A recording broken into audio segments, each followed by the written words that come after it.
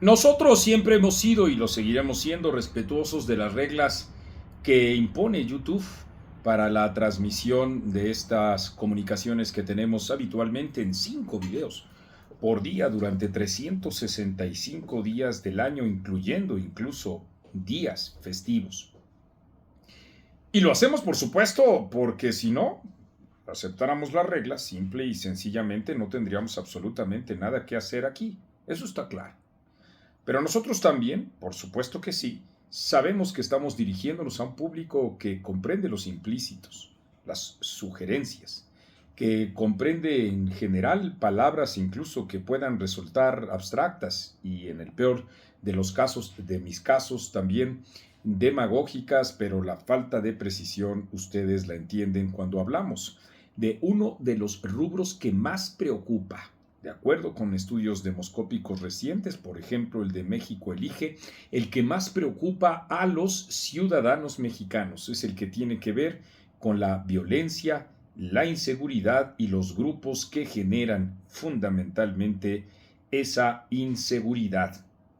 Nada que ver, por supuesto, con ese diagnóstico que en realidad fue una pose populista del presidente Andrés Manuel López Obrador, dije presidente y no me equivoco, para tratar de explicar esta suerte de violencia que hay en el país,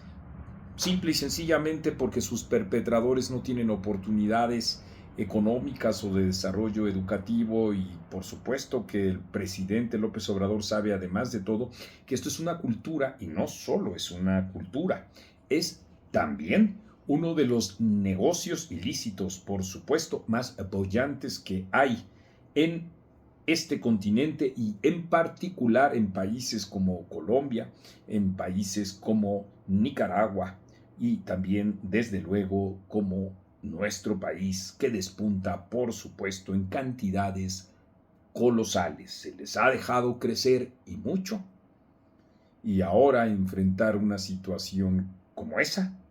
es harto difícil, sino una tarea de epopeya que requiere o que requerirá, al menos en los cálculos de los expertos, de 20 años. Si hubiera desde luego algunos visos de entender ese grave problema,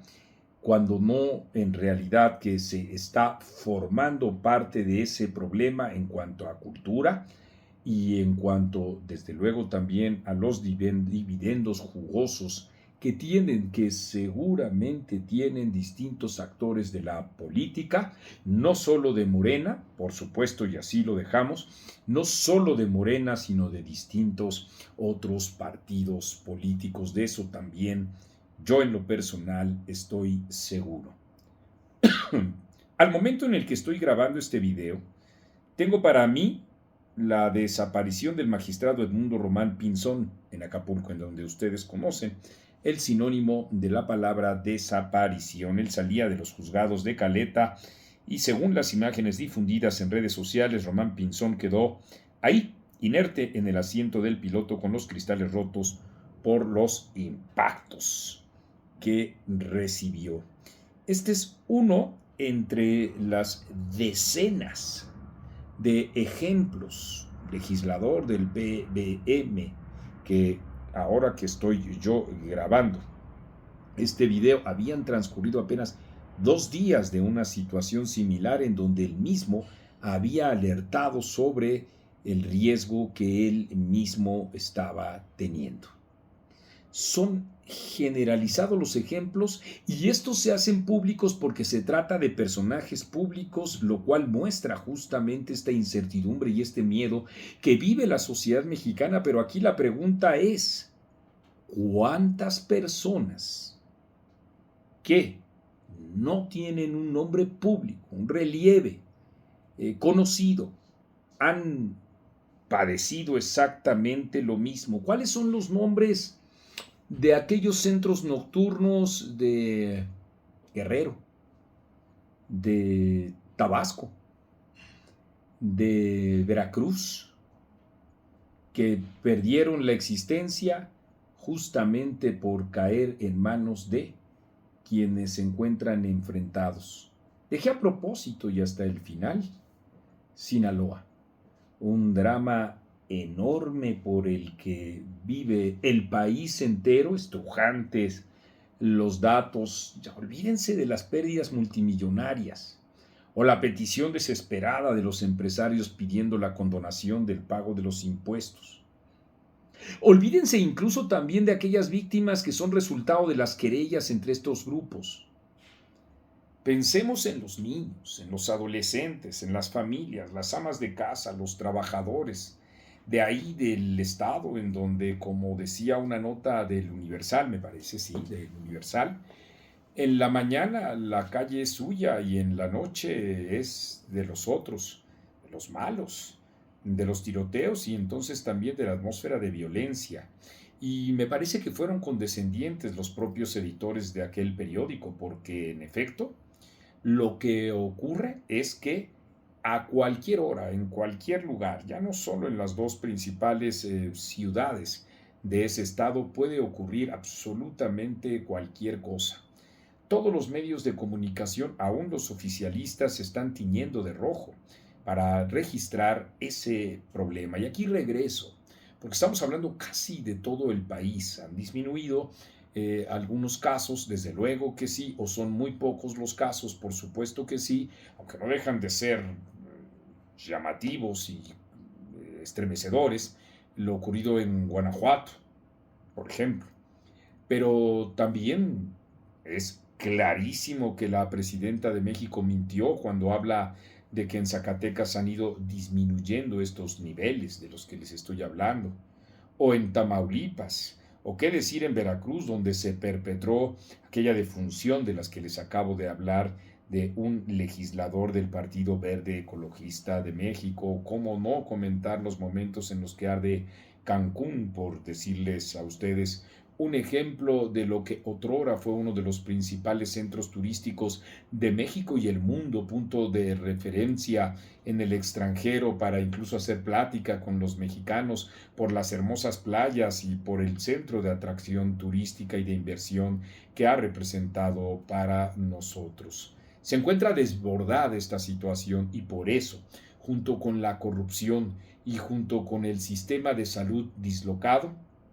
este tema, el de la inseguridad, el de la violencia, es el que representa la mayor preocupación de los mexicanos, nuestra mayor preocupación, es decir, los elementos con los que nosotros vivimos, la salud, la falta de instrumentos médicos, de médicos. Ahora mismo que está saliendo este video, ya hay mucha gente que no tiene consultas, sino hasta el siguiente año, y si bien le fue en enero, y si medianamente bien le fue en febrero. A mí en lo personal me consta en el Centro de Especialidades de Gastroenterología, en gastroenterología, ahí en el Hospital Siglo XXI, que hay personas que tienen hasta abril.